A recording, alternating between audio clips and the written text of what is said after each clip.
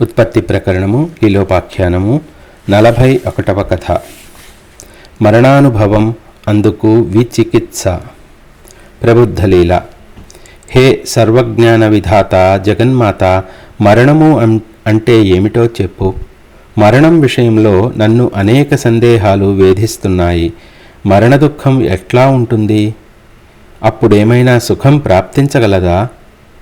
ఏదైనా తెలుసుకొనటం చేతగాని ఆచరించటం చేతగాని అనివార్యమగు మరణము ఒక సునాయాసమైన అనుభవంగా ఉండుటకు వీలున్నదా? మరణానంతరం ఏమి జరుగుతోంది? యోగుల మృతికి సాధారణ జనుల మృతికి భేదమేమైనా ఉన్నదా? సరస్వతీదేవి. మనం మరణము గురించి చర్చించటానికి వీలుగా ఈ చనిపోవుచున్న జీవులందరినీ 3 రకాలుగా విభజించవచ్చు. అవి మూర్ఘులు, ధారణాభ్యాసులు, యుక్తిమంతులు. మూర్ఘులు కొందరు దృశ్యములోని విషయముల పట్ల, ఇంద్రియానుభవముల పట్ల అత్యంత తాదాత్మ్యము, విశ్వాసము, మమకారము, భ్రమ కలిగి ఉంటున్నారు. అట్టి వారిని మూర్ఘులు అని పిలుస్తున్నాం. వారు వివేచనారహిత స్థితిలోనే మరణమును పొందుతున్నారు. 2 ధారణాభ్యాసులు. ధారణను అభ్యసించేవారు అనగా ప్రాణములను స్వసంకల్పవశం చేసుకొని అభ్యాసంచే నాడీమండలంలోని ప్రాణ సంచారమును నిరోధించగలిగిన వారు. ప్రాణములను, మనస్సును నాభి వద్ద గాని, హృదయ ప్రదేశమున గాని, కంఠమున గాని, భ్రూమధ్య ప్రదేశమున గాని, బ్రహ్మరంధ్రము వద్ద గాని అభ్యాసవశం చేత నిలుపగలిగినవారు. 3 యుక్తిమంతులు. మేము శుద్ధ చైతన్య స్వరూపలమై ఉన్నాము. ఈ దృశ్యములోని ఒక వస్తువు కాము. ఈ దృశ్యము మాకు సంబంధించినది కాదు. ఈ దృశ్యమునకు మేము సంబంధించిన వారము కాము. శుద్ధ్ సంవిత్ స్వరూపులమగు మేము జన్మించటం లేదు, మరణించటమూ లేదు. తరంగములు పొందుచున్నప్పుడు, పొందనప్పుడు కూడా జలము జలమే కదా. ఈ శరీరాదుల రూపములను మేము స్వీకరించవచ్చు లేక త్యజించవచ్చు. మాకు ఏ భేదము లేదు. మా స్వస్వరూపమునకు వేరుగా ఎప్పుడూ ఎక్కడా ఏదీ లేదు. ఇక్కడ తారసపడేదంతా పరమాత్మ యొక్క సంప్రదర్శన విన్యాసమే. ఇట్టి మోక్ష భావనలను గురువులతో సంభాషించటం చేత, శాస్త్రములను విచారించటం చేత, స్వబుద్ధి చేత, స్వవిచారణ చేత కొందరు మృత్యువు ప్రాప్తించుటకు మునుముందుగానే పెంపొందించుకుంటున్నారు. అట్టి వారిని యుక్తిమంతులు అంటున్నాం. వీరిలో ధారణాభ్యాసులు, యుక్తిమంతులు అగువారు ఈ దేహమును పరిత్యజించేటప్పుడు గాని ఆ తరువాత గాని ఏమాత్రం దుఃఖం పొందరు, సుఖమునే పొందుతున్నారు. అట్లు కానట్టి మూర్ఘులు మరణ సమయంలో దుఃఖమునే పొందుతున్నారు. ఎందుకంటావా? విను. ధారణాభ్యాసము గాని వివేక విచారణలు గాని ఆశ్రయించనట్టి వారి చిత్తము జీవించి ఉన్నంతకాలం అనేక వాసనలచే ఎప్పుడూ చెలిస్తూనే ఉంటుంది. వాటి గురించి ఆలోచిస్తూనే ఉండటం చేత అట్టివారు మరణ సమయంలో అత్యంత దీనత్వమును పొందుతున్నారు. చిత్తమే వాసనలకు ఉనికి స్థానం. ఈ జీవులలో అనేకులు శాస్త్ర సంస్కారం, ఉత్తమ అభ్యాసం పొందకుండానే మానవులై జీవించటం అను ఒకానొక అవకాశంను చేజార్చుకుంటున్నారు. దుస్సాంగత్య పరుల్ అగుటచే నిప్పులో పడిన వాని వలె మరణ సమయంలో ఎడతెగని దుఃఖములను పొందుతున్నారు. మృత్యువు సమీపించినప్పుడు కంఠము బొంగురుపోతుంది, చూపు తగ్గిపోతుంది, రంగు వాడిపోతుంది. వారి దృష్టికి దిక్కులన్నీ వెలుగు తగ్గి అంధకారమయం అగుచున్నాయి. మండలములన్నీ కారుమేఘములు క్రమ్ముకొన్నట్లు అయిపోతున్నాయి. పగటి పూటనే నక్షత్రములు ఏర్పడుచున్నాయి. ఆ జీవుడు అపరిమితమైన బాధతో భూమిని ఆకాశంగాను, ఆకాశమును భూమిగాను చూస్తూ ఉంటాడు. కళ్ళు తిరిగిపోతున్నట్లు ఉంటుంది. చక్రములు తేలిపోతున్నట్లు, ఆకాశములోనికి కొనిపోబడుచున్నట్లు, గాఢమగు నిద్రచే ఆవరించబడుచున్నట్లు వారికి అనిపిస్తూ ఉంటుంది. ఒక్కొక్కసారి చీకటి నూతిలో పడిపోవుచున్నట్లు, రాతి మధ్య భాగంలో ఒక కప్పవలె చిక్కిపోయినట్లు అనుభవం పొందుతున్నారు. ఏదో చెప్పాలని ఉంటుంది, కానీ నోరు పెగలదు. హృదయం ఛిన్నమైపోయినట్లుంటుంది. ఈ అనుభవములన్నీ జన్మార్జితమైన అజ్ఞానం చేతనే ప్రాప్తిస్తున్నాయి. అందుచేతనే ఈ జీవుడు శరీరధారి అయి జీవించి ఉన్నంతకాలం నేను ఎవరు, ఈ దృశ్యము యొక్క వాస్తవ స్వరూప స్వభావములు ఏమై ఉన్నాయి అనున్నది గ్రహించుటకు ప్రయత్నించాలి. అట్లు ప్రయత్నించటమే ఉచితమని మా అభిప్రాయం. స్వవిచారణ చేత, శాస్త్ర పరిశీలన చేత, గురువాక్యమననము చేత, దైవోపాసన చేత, సర్వులయందు వెలసియున్నట్టి ఆత్మదేవుని సంతోషింపచేయటం చేత మనస్సు నిష్కల్మషమవుతోంది. అట్టి ప్రయత్నముల ప్రయోజనంగా ఆసక్తులు, వాసనలు, మనోవ్యసనములు సన్నగిల్లుచున్నాయి. సర్వాత్మకుడగు ఆత్మదేవుని సర్వమునందు దర్శించటం అభ్యసిస్తూ రాగా అప్పుడు ఆత్మజ్ఞానం ఆరూఢమగుచున్నది. అనగా స్వసత్త సామాన్యము అనబడు మోక్షస్థితి సుస్థిరమవుతోంది.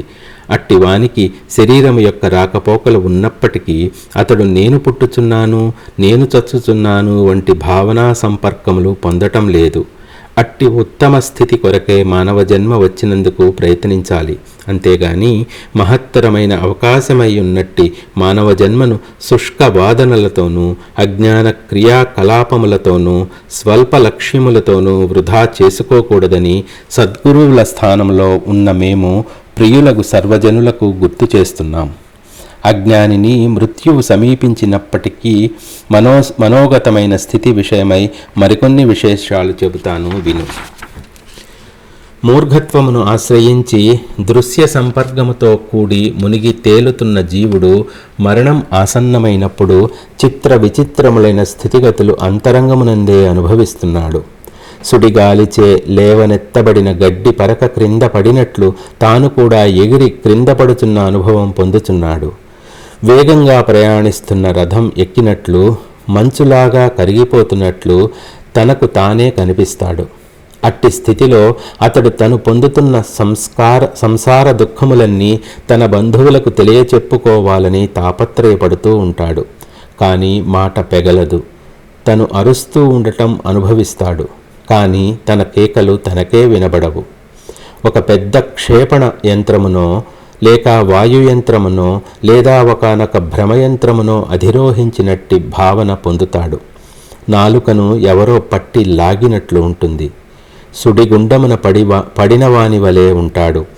సముద్రము భూమి తలక్రిందులగుచున్నట్లు, తాను ఏదో అగాధంలో పడిపోవుచున్నట్లు, మరలా ఇంతలోనే పైకి లేచుచున్నట్లు ఉంటుంది. ఇదంతా అతడు భ్రమవశం చేత లేక అజ్ఞాన ప్రభావం చేత అట్లు అనుభవమును పొందుతున్నాడు. తన యొక్క ఉచ్ఛ్వాస నిశ్వాస ధ్వనులను విని తుఫాను శబ్దములను వింటున్నట్లు భయమును పొందుతూ ఉంటాడు. ఇంద్రియములకు సంబంధించిన వ్రణ బాధలు అనుభవిస్తూ ఉంటాడు. లీలాదేవి: అసలు ఈ దౌర్భాగ్యమంతా ఈ జీవునికి ఎందుకు ప్రాప్తిస్తోంది? సరస్వతీదేవి: ఈ జీవుడు జీవించి ఉన్నంతకాలం సరైన జ్ఞాన సముపార్జనకు ప్రయత్నించక అవసాన దశలో శరీరము నేలకూలునట్టి దశలో నేను ఈ భౌతిక శరీరమును, నేనీ శరీరమునందు మాత్రమే శరీర పరిమితుడనై ఉన్నాను, ఈ శరీరముతో ఏర్పడుచున్న సంబంధ బాంధవ్యములు అత్యంత వాస్తవములు, ఈ ధన గృహాదులు నావి, ఈ బంధుజనులు నావారు అను భ్రమ కలిగియే ఉంటున్నాడు. అట్టి శరీర తాదాత్మ్యము చేతనే జీవునకు ఈ బాధలన్నీ వాటిల్లుతున్నాయి. నేను చైతన్య స్వరూపుడను, సర్వాత్మకము ఆత్మస్వరూపమే నా యొక్క స్వస్వరూపము అనునట్టి ఎరుకను ఈ దృశ్య తాదాత్మ్యము కప్పివేస్తోంది. ఫలితంగా ఆత్మ వ్యతిరిక్తమగు అనుభవములన్నీ వచ్చిపడుచున్నాయి. మేఘములు ఆకాశమును కప్పివేస్తున్నప్పుడు ఆ ఆకాశము యొక్క నీలత్వాదులు కనబడకుండానే ఉంటాయి. అయితే ఆకాశం యొక్క సహజ నిర్మలత్వము, అఖండత్వము, అనంతత్వము ఎక్కడికి పోతున్నాయి? అట్లే ఉంటున్నాయి కదా. జీవుని వాస్తవ స్వరూపమునకు ఈ మృత్యువు యొక్క దుర్భర అనుభవం వలన వచ్చే లోటుగాని మార్పుగాని ఉండదు. సూర్యుడు అస్తమిస్తూ ఉండగా, వెలుగులు తగ్గిపోవుచుండగా దిక్కులన్నీ క్రమంగా మలినమైపోతూ ఉంటాయి కదా. అట్లే మృత్యువు సమీపిస్తున్న కొలది ఈ జీవుని ఇంద్రియములన్నీ చావ తగ్గి మాలిన్యము పొందుతున్నాయి. క్రమంగా స్మృతిశక్తి తగ్గిపోతుంది. పూర్వాపర జ్ఞానం క్రమంగా సన్నగిల్లిపోతుంది. చూపు కనబడకుండా పోతుంది. మనస్సు తన కల్పనా సామర్థ్యమును కోల్పోయి వివేకరహితంగా ఉండిపోతుంది. అది ఒకానొక మహామోహమును పొందుతున్నది. ఆ మోహమునకు ఇక అంతు కనబడదు. ప్రాణవాయువులు అతని అంగములలో ప్రవేశించవు. అందుచేత ఆ అవయవములన్నీ క్రమంగా నిస్తేజమైపోతాయి. అతడు అట్లే మోహమున పడి ఉంటాడు. మోహము, పూర్వ సంస్కారములు, భ్రాంతులు ఈ మూడు ఒకదానిని మరొకటి బలపరుచుకుంటూ ఉంటాయి. అతడు పాషాణము వలె జడుడై ఉంటాడు. ఓ లీలా, మూర్ఘజీవుని తిప్పలు ఇట్లు ఉంటాయి. సృష్టి మొదలుగా అజ్ఞానజీవుని విషయంలో ఇట్లే జరుగుతూ ఉంటుంది. జ్ఞానము ప్రాప్తించు వరకు ఈ తతంగమునకు అంతు ఉండదు. ప్రథమ లీల. అమ్మా సరస్వతీదేవి, ఇక్కడ నాకొక సందేహం. ఈ శరీరము చూడు, ఇది శిరస్సు, 2 పాదములు, 2 చేతులు, గుహ్యము, గుదము అనబడు అష్టాంగములతో కూడుకొని మనకు ఎదురుగా కనబడుతూనే ఉన్నది. ఇట్టి ఈ శరీరమునందు బాధ, మోహము, మూర్ఛ, భ్రాంతి, వ్యాధి, జడత్వము అనునవన్నీ ఎట్లా ఏర్పడుతున్నాయి? ఈ దౌర్భాగ్యములను పొందుతున్న జీవాత్మ అట్లు దుఃఖములు ఎందుకు పొందుతోంది? ఇవి తప్పించగల ఉపాయమేమిటి? ఈ ప్రశ్నలు నన్ను వేధిస్తూ ఉన్నాయి. సరస్వతీదేవి. శుద్ధ చైతన్యమే వాస్తవ స్వరూపంగా కలిగి ఉన్నట్టి ఈ జీవుడు సంకల్పించటం చేతనే సర్వము ప్రాప్తించటం జరుగుతోంది. కనుక ఇదంతా సంకల్పనా వైచిత్ర్యమే అయి ఉన్నది. క్రియాశక్తి అను బాహ్యత్వమును స్వీకరించిన ఈశ్వరుడు నాకంటే అభిన్నుడగు జీవుడు బాల్య, యవ్వన, వార్ధక్యములందు ఆయా కర్మ ఫలముల అనుభవమును పొందుగాక అని ఏదో కారణం చేత సంకల్పించుచున్నాడు. అప్పుడు అతడు తన చిత్తమునందే కల్పించబడిన దృశ్యమునకు పోల్చదగిన ఈ స్వసంకల్పజనితములైన అనుభవములన్నీ పొందుచున్నాడు. ఈశ్వరుడే జీవుడు గుణములు అను వ్యాపకమును స్వయముగా కల్పించుకొని జగన్నాటకంలో క్రీడిస్తున్నాడు. కారణము అనిర్వచనీయము అని కూడా శాస్త్రములచే ప్రతిపాదించబడింది. జీవుని దేహములందున్న నాడులు, పిత్తము మొదలైనవి ధాతు ప్రకోపం చేత రసపూరితమగుచున్నాయి. అయితే ఆ నాడులు మృత్యు సమయము ఆసన్నమగుచుండగా క్రమంగా తన స్పందత్వాన్ని కోల్పోతున్నాయి. ధాతువులు బలహీనపడుచే నాడులు రసరహితమై నిస్తేజమైపోతున్నాయి. ఆరోగ్యవంతుని శరీరంలో సమాన వాయువు సంచరిస్తూ ఉంటుంది. ప్రాణవాయువు శరీరమంతా ప్రసరించు ప్రవర్తన లేక క్రియ కలిగి ఉన్నప్పుడు ఆ అవయవములు క్రియాపూర్వకమవుతున్నాయి. అయితే సమాన వాయువు తన సమత్వపూరితమైన సంచారం త్యజించినప్పుడు జీవుని శరీరం అనారోగ్యవంతమగుచున్నది. నాడులందు ప్రవేశించిన వాయువు బయటకు వెడులకపోవుట చేతనో లేక బయటకు వచ్చిన వాయువు మరలా నాడులందు ప్రవేశించక పోవుట చేతనో నాడుల వ్యాపారం కుంటుబడిపోవుచున్నది. అప్పుడు కళ్ళు మొదలైన ఇంద్రియములు తమ తమ శక్తి సామర్థ్యములను కోల్పోవుచున్నాయి. అనగా ఈ జీవుడు ఇంద్రియ జ్ఞానమును క్రమక్రమంగా సమాన వాయువు యొక్క ప్రసరణము సన్నగిల్లుచున్న కొలది కోల్పోవుచున్నాడు. నాడుల వ్యాపారము ఆగిపోయి వాయువు యొక్క గతి పూర్తిగా నిరోధమైనప్పుడు ఇతడు మృతుడైనాడు అని అంటున్నాం. ప్రాణవాయు ప్రసరణమే జీవనము, దాని ప్రసరణము ఆగిపోవుటయే మరణము. నేను జన్మించదను, మరలా ఒకనొకప్పుడు మరణించదను అనునట్టి ఇతఃపూర్వపు చిత్ సంకల్ప నియతియే మృతికి కారణమగుచున్నది. అట్టి నియతిని ఈశ్వర స్వరూపుడగు ఈ జీవుడే తనకు తాను కల్పించుకొనుచున్నాడు. నేను ఈ స్థానమున ఇట్లు అగుదును అనునట్టి సంకల్ప మాయాశక్తి సృష్ట్యాదియందే ఉదయించింది. అది ఎన్నటికీ నాశనం పొందదు. ఈ బాహ్యత్వమును ప్రాప్తింపజేస్తున్న మాయాశక్తి అవినాశి, దానికి నాశనము అంటూ లేదు. అట్టి ఆ స్వభావ జ్ఞానమే జనన మరణముల రూపమున ప్రకటితమవుతోంది. అయితే ఆత్మకు ఈ వచ్చిపోవుచున్న ఉపాధులతో గాని భావాభావములతో గాని సంబంధము లేనే లేదు. సర్వులందు వెలుగొందుతున్న ఆత్మ ఎప్పుడూ శుద్ధముగానే ఉండి ఉంటోంది.